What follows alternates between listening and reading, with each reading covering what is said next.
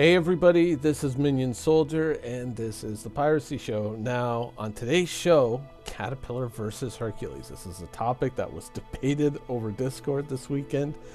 And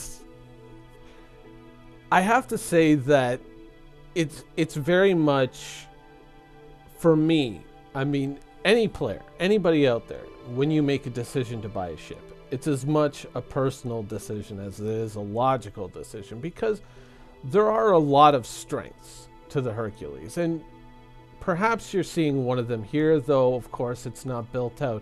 Even when terrain looks completely uniform and flat from high altitude or even space, it sometimes is quite the opposite. And the fact that the Caterpillar relies so heavily on elevators rather than ramps, as often suggested, has made it something of a problematic ship at times. It can be quite inconvenient to get in and out of the ship. And when you look at something like the Hercules, even though it has fewer contact points with the ground, it still has a very large footprint when you're landing it on a planet.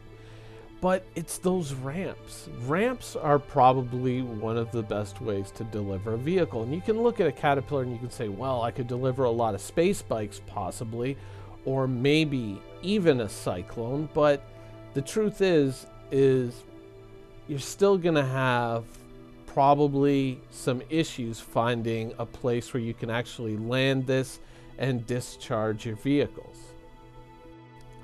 But honestly, difficulty landing is to be expected. Certainly one of Star Citizen's crown jewels is the fact that its planets aren't uniform. They aren't just kind of, well, you know, it kind of looks close enough to a moon, so let's call it that.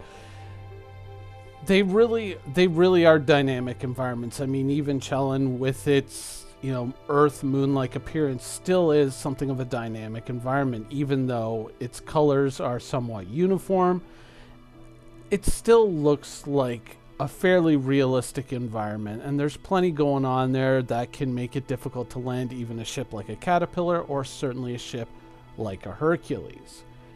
So, I mean, that's why these ships can carry ground vehicles, specifically like the C2 that you're seeing up on the screen, is because you may not be able to land directly at your objective. You might have to land a short distance or possibly even further away and then move in on foot, or hopefully, in this case, with a vehicle.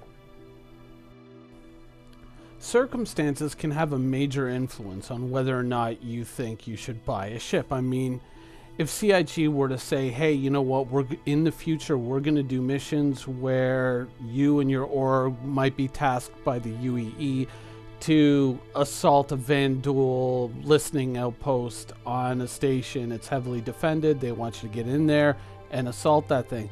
And all of a sudden, a ship like this makes a heck of a lot of sense. Sure, it could be a really good cargo ship as well, but now with that added information, oh, now this has a second use, and probably a use that we can get a lot of mileage out of when we're going out and assaulting these Vanduul bases or stations. And that's something that isn't, I think anybody would say, outside of the realm of possibility that you may enter into those circumstances, or those are likely missions that we're going to see. So when I look at this ship, and I think with the mentality of, you know, what would the average player want? Would this be good for the average player? What I see is the possibility of delivering ground vehicles, but you still get a solid cargo ship. The C2 specifically, which has the biggest cargo bay, carries just a little bit more cargo than the Caterpillar does. But it also has that added capability of carrying heavier vehicles. And I think that that is something that, when I look at this ship, I say not only can it do this other thing if circumstances allow or require it, but it is a solid cargo ship. It absolutely is a solid cargo ship. And that's why I like this ship, because no matter how you cut it, it is a good ship. Now, for myself and for the circumstances that I am in, of course, being a pirate, would I get the C2? Well, it was tempting. it was very tempting. And I want to say that, once again, it's circumstance that dictates the purchase, not so much whether or not I overall like the ship, because I think it's obvious I like the ship a lot. I like the Hercules a lot. It's a very smart design. It's a very sleek design, and it is perfectly positioned to do the job that it's supposed to do. Plus, depending on how the game plays out, it may be able to fulfill other tasks that might increase its value over time, especially in the eyes of the people who own it. But for me, one of the things that I have to acknowledge is, as a pirate, one of the big things is not just cargo capacity, but the ability to get in and out of a place quickly. And that doesn't only mean ground vehicles, but that means the ship itself. And the Caterpillar is a pretty damn quick ship. 892 meters a second at full afterburn is a pretty respectable speed. Now, it can be a little bit cumbersome on the landings, but when you get down to the ground, you're probably going to want fast vehicles too. And so space bikes, if space bikes get to a point where they're reliable enough to use, where it's, you know, they're a little bit troubled right now. I admit they are having some issues. So when I look at something like the Caterpillar, I kind of look at it and I look at that in concert with the Dragonfly, and I think now I can equip a small, fast, stealthy attack squad of infantry. I can deliver it to a location, but I'm not really chained to that location like I would be if I were to deploy a tank and then have to wait for the tank to kind of get to its destination, do whatever it has to do, which may draw attention, and then get back to the vehicle, board up, and fly away. That's not to say that I don't see any possible uses as a pirate for any of the variants. The A2 did particularly catch my eye. The price tag, though, turned it away just as quickly. But yeah, I think that, you know, one of the other things, and I think I've mentioned this a couple of times before, one of the other things that kind of affects my decision making, or I would say kind of tilts my perspective a little bit towards what ships I want to get and what ships I don't want to get, is the fact that if everything works out this year,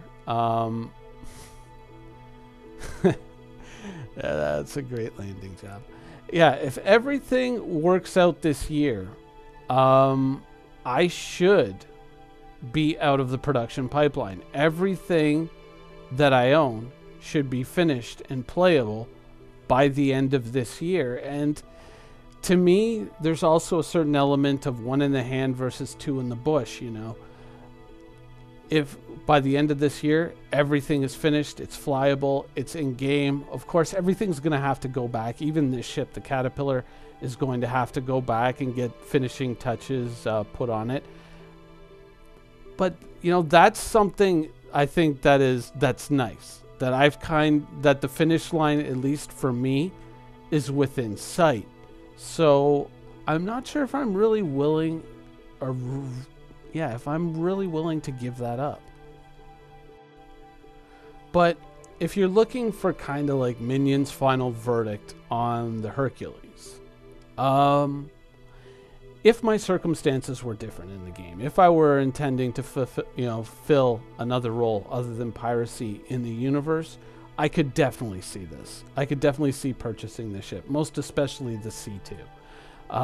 The military variant, the A2, is something that I'm probably going to buy, but I'm going to buy it in the universe. I'm not going to buy it in the concept sale.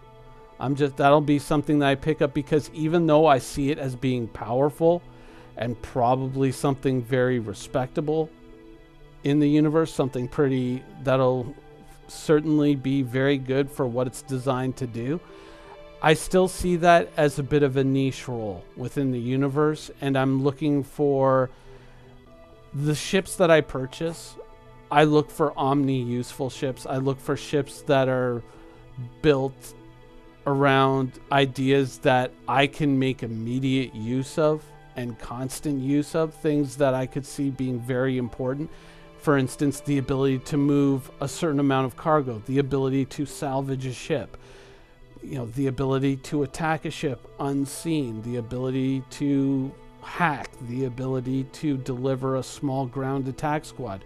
These are things that I look at when I'm purchasing ships, and I already feel that I have the best enablers for those roles. So anything beyond that, I think, is just icing on the cake, and it's something that I'll just pick up in the universe. So the A2, probably something that I'm going to pick up, but it's not going to be until it's purchasable in-game with in-game credits. Besides, it gives me a few goals to reach for once the game gets here. I mean, that's always kind of one of the things when I look at, the people out there who are like, oh, I own the everything package that has every ship in it. That's what I got. And I look at that and I go, yeah, that's all well and good, but imagine getting into a game and basically being finished, being done. Everything's over with. That's not exactly the gameplay that I'm looking for. I still want to have some goals, and I still want to have some things to reach for in the future and some things to mess around with. And the vehicles that I'm purchasing for Star Citizen right now, I feel I'm just looking for the enablers, the things that are going to give me the ability to kind of hit the ground running when the game launches. So if you are out there and you're looking at the C2, definitely in a civilian role, but you also want to have that ability to deliver ground troops or maybe construction vehicles or whatever else CIG comes up with to the surface of a planet, I think it's ideal. I think arguably in a strictly civilian role, it might end up being better than the Caterpillar. But honestly, I'm still a pirate, and I think I'm just going to keep my Caterpillar. Anyways, that's the show for today. I hope you guys enjoyed it, and thanks for watching.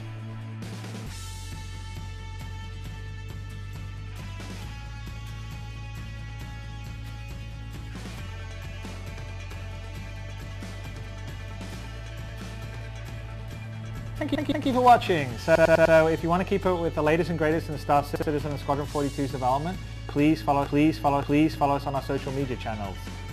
See you soon.